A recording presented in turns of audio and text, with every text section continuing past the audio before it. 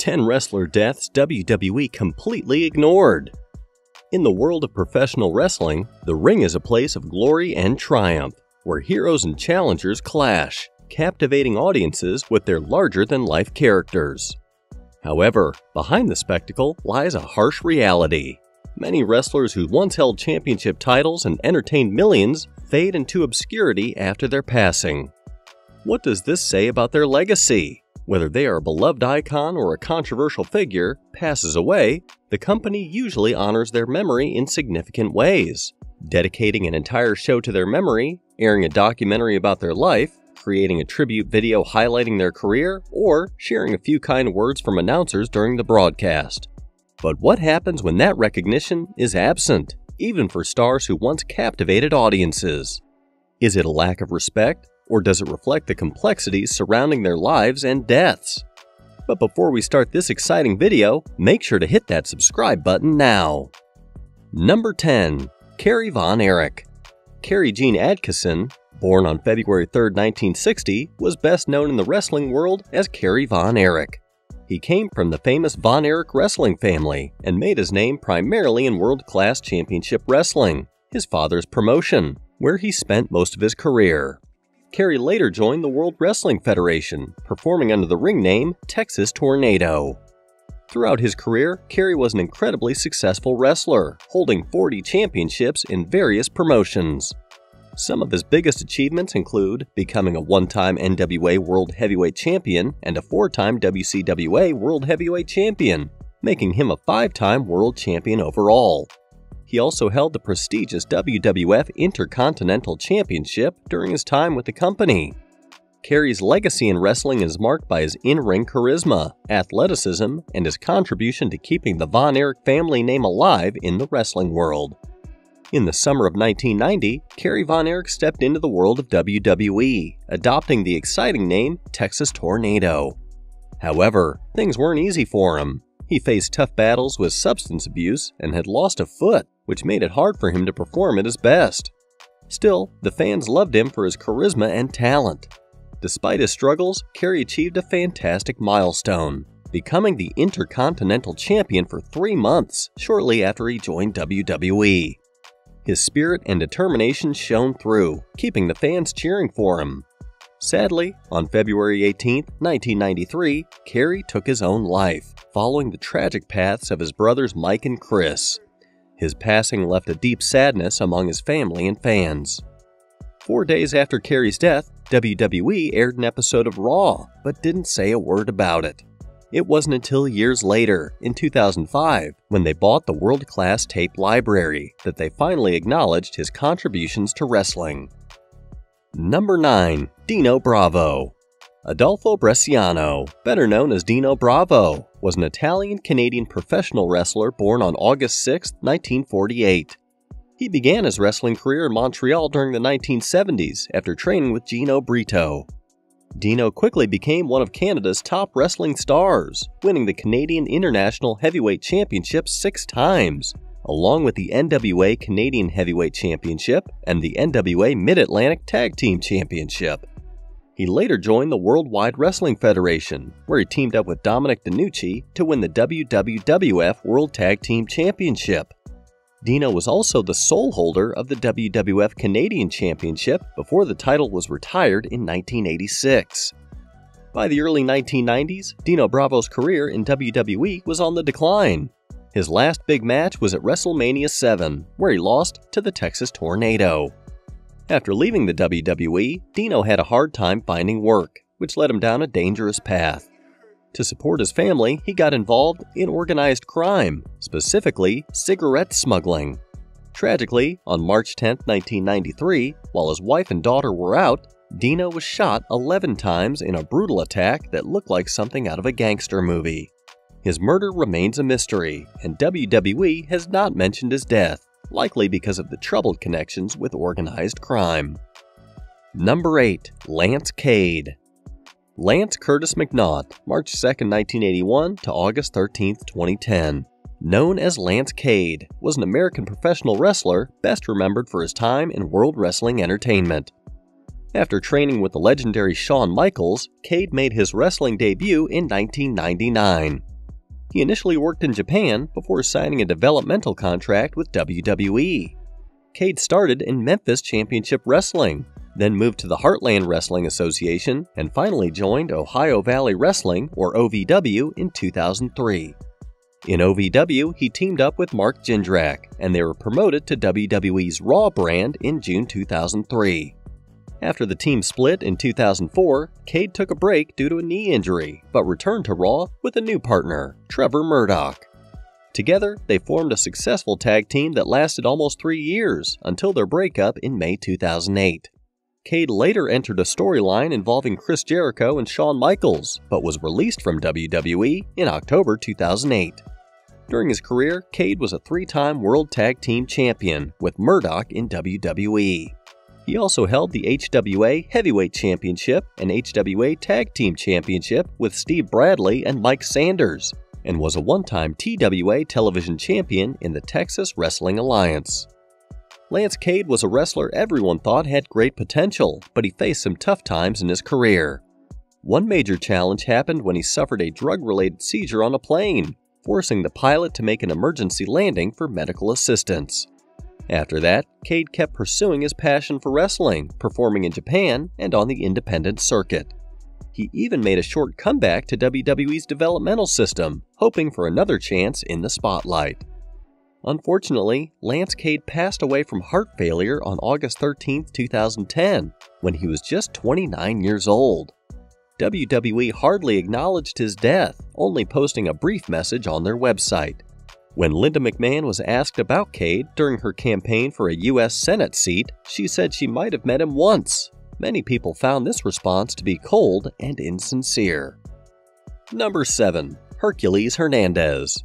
Raymond Constantine Fernandez Jr., May 7, 1956 to March 6, 2004, better known as Hercules Hernandez, or simply Hercules, was an American professional wrestler. He began his wrestling career in 1979, mainly competing in Florida and Texas. Hercules found his biggest success when he joined the WWF in 1985 as a member of the Heenan family. After some time, he left the stable and had a heated feud with manager Bobby Heenan and wrestler Ted DiBiase. In 1990, Hercules turned heel and teamed up with Paul Roma to form a tag team called Power and Glory, where they had a rivalry with the Rockers. In addition to wrestling, Hercules was also a prominent bodybuilder, featured in various muscle magazines. He made appearances in other wrestling promotions, including World Championship Wrestling, or WCW, Jim Crockett Promotions, and New Japan Pro Wrestling. Ray Hercules Hernandez was a regular in WWF during the mid-80s to early 90s. As part of the Heenan family, he wasn't a top star and never won a title during his 7 years with WWE, but he was involved in memorable feuds. Hercules competed at 6 WrestleManias and wrestled legends like Hulk Hogan, Randy Savage, The Ultimate Warrior, and Ricky Steamboat. Hercules had 7 children and struggled with various jobs in the last decade of his life. Unfortunately, his health was declining when he passed away from heart disease on March 6, 2004, at the age of 47. He had been a hard partier in his wrestling days and relied on steroids to maintain his strong physique. His early death was one of many from that era of wrestling, but WWE didn't even mention his passing on their website. Hercules' widow, Debbie, was outspoken about her criticisms of WWE, Vince McMahon, and the use of steroids in wrestling, especially after the Benoit family tragedy. Number 6. Viscera. Nelson Frazier Jr., February 14, 1971 to February 18, 2014, was an American professional wrestler, best known for his time in the WWE during the 1990s and 2000s. He performed under various ring names, including Mabel, Viscera, and Big Daddy V. Frazier was a talented wrestler who achieved significant success in the WWF. He became a WWF World Tag Team Champion and a WWF Hardcore Champion. One of his major career highlights came in 1995 when he won the King of the Ring tournament, which allowed him to challenge for the WWF Championship in the main event of SummerSlam that same year. Nelson Frazier Jr. made a significant impact in WWE for nearly 15 years, known for his impressive size and presence. He was part of the tag team Men on a Mission, worked as a follower in The Undertaker's Ministry of Darkness, charmed fans as the world's largest love machine, and pursued the ECW World title under the name Big Daddy V.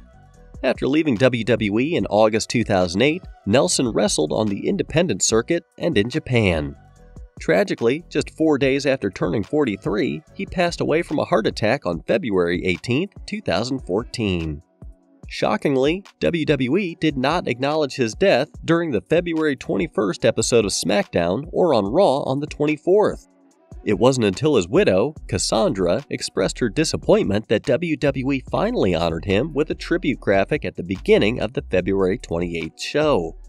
It shouldn't have taken a grieving widow's complaint for WWE to recognize the loss of such a dedicated performer. If you're enjoying this deep dive into wrestling history, make sure to hit that subscribe button and turn on notifications. Number 5. Ludvi Borga. Tony Halme, January 6, 1963 to January 8, 2010, was a Finnish politician, athlete, and entertainer known for his diverse career. He served in the Finnish parliament from 2003 to 2007 as an independent candidate on the True Finns party list. In the 1990s, he was also famous in Finland under the name Jackunny on the TV show Gladiatorit, their version of Gladiators. Tony Halme, known as Ludvi Borga in WWE, had a short but memorable run in wrestling. Though he only spent about 6 months in WWE, he made a big impact. As the villainous Borga, he ended Tatanka's undefeated streak and even set his sights on taking down Lex Luger. While his in-ring work was brief, Halme was known for being a bully behind the scenes, and he wasn't well liked. His decision to walk around the locker room with an SS tattoo didn't win him any friends either. After leaving WWE, his life was just as chaotic. He fought in the UFC, acted in movies, ran for political office in Finland, and had several legal issues. His wild lifestyle and struggles with health problems eventually led him to believe that there was no way out. Sadly, just 2 days after his 47th birthday, he took his own life. WWE chose not to acknowledge his passing, likely because of the controversies that surrounded him. Number 4. Canyon. Christopher Morgan Clouchardis, January 4, 1970 to April 2, 2010. Better known by his ring name Chris Canyon and Mortis, was an American professional wrestler. He wrestled for WCW and the WWF from 1994 to 2004. Canyon earned the nickname the Innovator of Offense because of his creative and unique wrestling moves. Despite his talent, he was often seen as one of the most underrated wrestlers in WCW. Just a few months after Tony Hale's death, another former WWE star, Chris Canyon, tragically took his own life. Unlike Halme, Canyon was well liked in the wrestling world and known for his creativity in the ring. Many believed he deserved more chances to shine. As a former WCW United States champion, Canyon faced mental health struggles after being released by WWE in 2004, which added to his challenges. Canyon believed that being openly gay had negatively affected his wrestling career.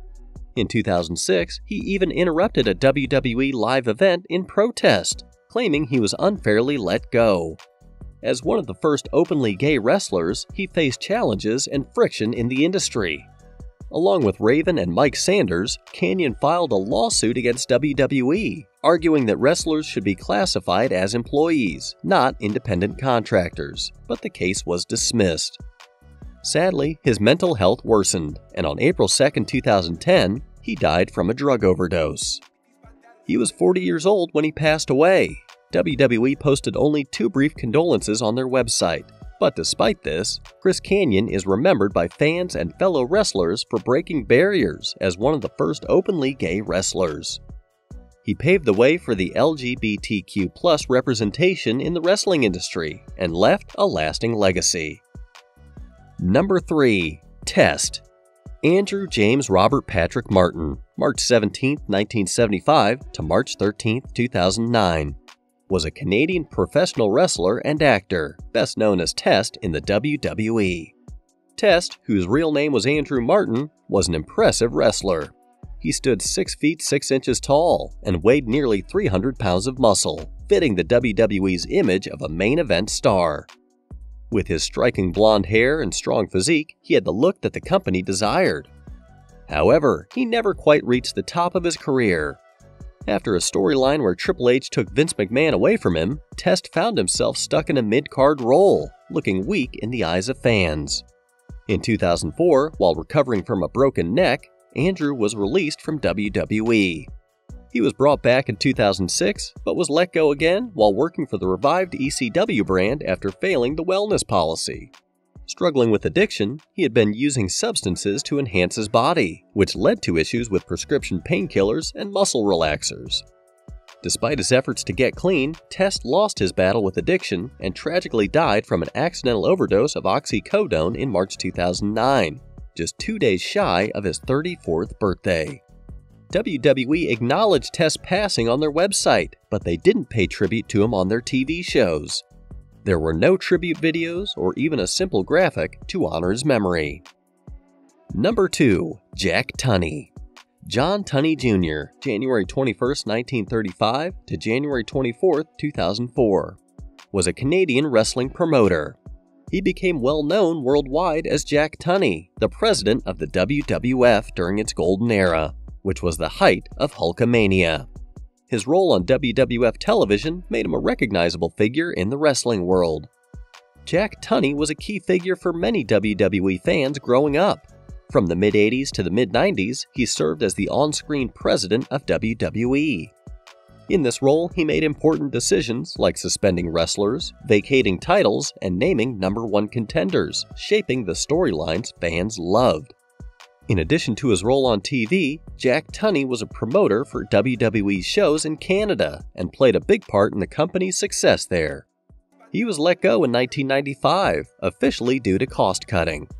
However, rumors suggested he had large gambling debts and might have been stealing money from the company to pay them off. After his departure, he disappeared from the wrestling scene and never spoke about it again. Tragically, Tunney passed away from a heart attack at the age of 69 on January 24, 2004. WWE didn't announce his death on their website or TV shows. No one from WWE, except for his friend and successor Carl DeMarco, attended Jack Tunney's funeral.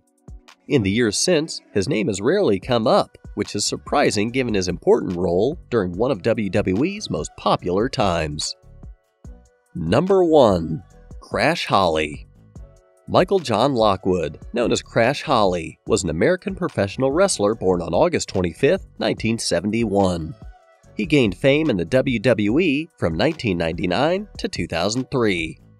Many people contributed to the success of the Attitude Era in WWE, but one of the lesser-known stars was Crash Holly. As the hot-headed cousin of Hardcore Holly, he always brought excitement to the show. Whether he was joking about weighing over 400 pounds or fighting to keep his Hardcore Championship under the 24/7 rule, Crash was entertaining and hard-working.